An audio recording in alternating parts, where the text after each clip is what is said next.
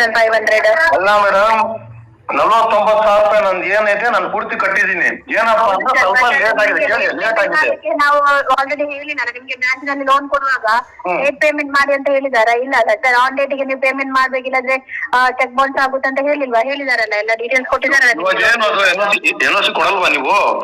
ಇದು amount clear ಆದ್ರೆ ಮಾತ್ರ ಸರ್ ನಿಮ್ಗೆ ಎನ್ಒಸಿ ಸಿಗೋದು. ಮತ್ತೆ ಇದು ನೀವು ಪೇಮೆಂಟ್ ಆಗದಿದ್ರೆ ಇವಾಗ ಈಗ ನೋಟಿಸ್ ಕಳಿಸಿದ್ದೇವೆ, ಮತ್ತೆ ಸಮನ್ಸ್ ಇಶ್ಯೂ ಮಾಡ್ತಾರೆ ಸರ್, ಕೋರ್ಟಿಗೆ ಬರ್ಬೇಕಾಗುತ್ತೆ. ಮಾಡಿ ಅದೇನ್ ಮಾಡ್ತೀರಾ ಮಾಡಿ. ಇದು ನಾನು ಎಲ್ಲಿಗೆ ಕಳಿಸ್ಬೇಕು ಅಲ್ಲಿ ಕಳಿಸ್ತೀನಿ. ನನಗೆ ಈ ತರ ಕಡಿಮೆ ಮಾಡಿ ಕೊಟ್ಟಿರೋ ಅಮೌಂಟ್ ಅನ್ನ ಕಟ್ಟಿ ಕ್ಲೋಸ್ ಈ ಮುತ್ತೂಟ್ ಫೈನಾನ್ಸ್, ಈ ಫೈನಾನ್ಸ್ ಇಂದ ನನಗೆ ಮೋಸ ಆಗಿದೆ. ಇದನ್ನ ನಾನು ಸಾಮಾಜಿಕ ಮಾಧ್ಯಮದಲ್ಲಿ ನಾನು ಹಾಕ್ತೀನಿ. ಇದು ವಿಡಿಯೋ ಸಾಮಾಜಿಕ ಮಾಧ್ಯಮದಲ್ಲಿ ಹಾಕುವಂತದ್ದು ಅಲ್ಲ, ಹಾಕ್ತೀನಿ ನಾನು. ಇದು ಎಲ್ಲೆಲ್ಲಿ ಹಾಕ್ಬೇಕು, ಎಲ್ಲೆಲ್ಲಿ ಪ್ರಾಬ್ಲಮ್ ಇಲ್ಲ, ಹಾಕಿ ಸರ್.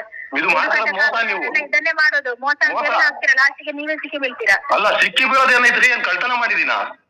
ಅಲ್ಲ, ಮತ್ತೆ ನೀವೆಲ್ಲ ಮಾಡ್ಬೇಕಾಗಿರೋದೆಲ್ಲ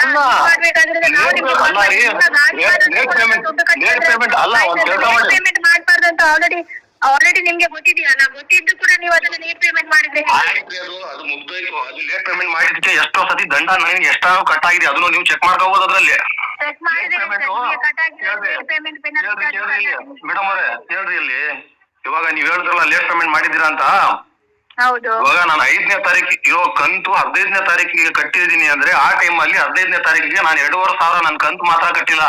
ಅದಕ್ಕೆ ಮತ್ತೆ ದಂಡ ಎಕ್ಸ್ಟ್ರಾ 500 ಅಥವಾ 800 ಈ ತರ ಜಾಸ್ತಿ ಇಸ್ಕೊಂಡು ಕಟ್ಟಿಸ್ಕೊಂಡಿದೀರಾ. ಅರ್ಥ ಆಯ್ತಾ? ಯಾವಾಗ? ಎಲ್ಲಾ ಟೈಮು ನೀವು ಚೆಕ್ ಮಾಡ್ಕೊಂಡು ನೋಡಿ, ಅದನ್ನ ಗೊತ್ತಾಗುತ್ತೆ ನಿಮಗೆ. ನಾನು ಹೋಸತಿ ಅಂದ್ರೆ ಹೆಚ್ಚು ನನಗೆ ಇದು ಎಲ್ಲಿ ಕಾಂಟ್ಯಾಕ್ಟ್ ಮಾಡ್ಬೇಕು, ಎಲ್ಲಿ ಕನೆಕ್ಟ್ ಮಾಡ್ಬೇಕಂತಾನೆ ಗೊತ್ತಾಗಿಲ್ಲ. ಈ ನಿಮ್ದು ಆಫೀಸ್ ಎಲ್ಲೋ ಹಿಡಿಬೇಕು ಅಂತ. ಬರ್ಬೇಕಂತ ಗೊತ್ತಿಲ್ವಾ ನಿಮ್ಗೆ? ಮುತ್ತೂಟ್ ಫಿನ್ಕಾರ್ಪ್ ಕೇಳ್ರಿ. ನಿಮ್ಗೆ ಯನ್ನಾಪುರ ಬ್ರಾಂಚಿಗೆ ಫೋನ್ ಮಾಡಿ ಒಂದ್ಸತಿ ಕೇಳಿ ಹೋಗಿದೀನೋ ಇಲ್ಲ ಅಂತ ಕೇಳಿ. ನೀವು ಫೋನ್ ಮಾಡಿಬೇಕಾದ್ರೆ ಎಷ್ಟು ಸತಿ ಹೋಗಿದೀನಿ, ಎಷ್ಟು ಸತಿ ಅಲ್ದಾಡಿದೀನಿ ಅಂತ ಅವ್ರಿಗೆ ಕೇಳಿ. ಅವ್ರು ಏನ್ ಕೇಳ್ರಿ. ಅವ್ರು ಆ ಟೈಮಲ್ಲಿ 4 ವರ್ಷದ ಮುಂಚೆ ಅವ್ರು ಏನ್ ಹೇಳಿದ್ರು ನಮ್ದು ಕೊನೆದಾಗ ಮಾತು ಕೇಳ್ಕೊಬಿಡಿ. ಅವ್ರು ನನಗೆ 4 ವರ್ಷದ ಮುಂಚೆ ಏನ್ ಹೇಳಿದ್ರು, ಸರ್ 800 ರೂಪಾಯಿ ತನಕ ನಾನು ಮಾಡ್ಕೊಡ್ತೀನಿ ಸರ್, ಬನ್ನಿ ಅದು ನಾನು ಕ್ಲಿಯರ್ ಮಾಡ್ಕೊಡ್ತೀನಿ ನಿಮಗೆ. ಸರಿ ಸರ್ ಅಂತ ಹೇಳಿದ್ದೆ. ಅವ್ರು ಇಲ್ವೇ ಇಲ್ವಲ್ರಿ. 2ನೇ ಸತಿ ಹೋದಾಗ ಬೇರೆ ಯಾರೋ ಚೇಂಜ್ ಆಗಿದ್ರು. ಅವ್ರು ಹುಡುಕೇ ಇಲ್ಲ ಅದು ನಮ್ದು ಡಾಕ್ಯುಮೆಂಟ್ಸ್ ಸರಿಯಾಗಿ. ನಿಮ್ಮ ಹತ್ರ ಯಾರಾದ್ರೂ 12,000 8,000 ಕೊಡ್ತಾರೆ. 12,000 ಅಂದ್ರೆ ನಂದು ಡ್ಯೂ ಪೇಮೆಂಟ್ ಅಲ್ಲ ರೀ ಅದು. ಒಳ್ಳೆ ಮಾತಾಡಿದ್ರಿ ನೀವು.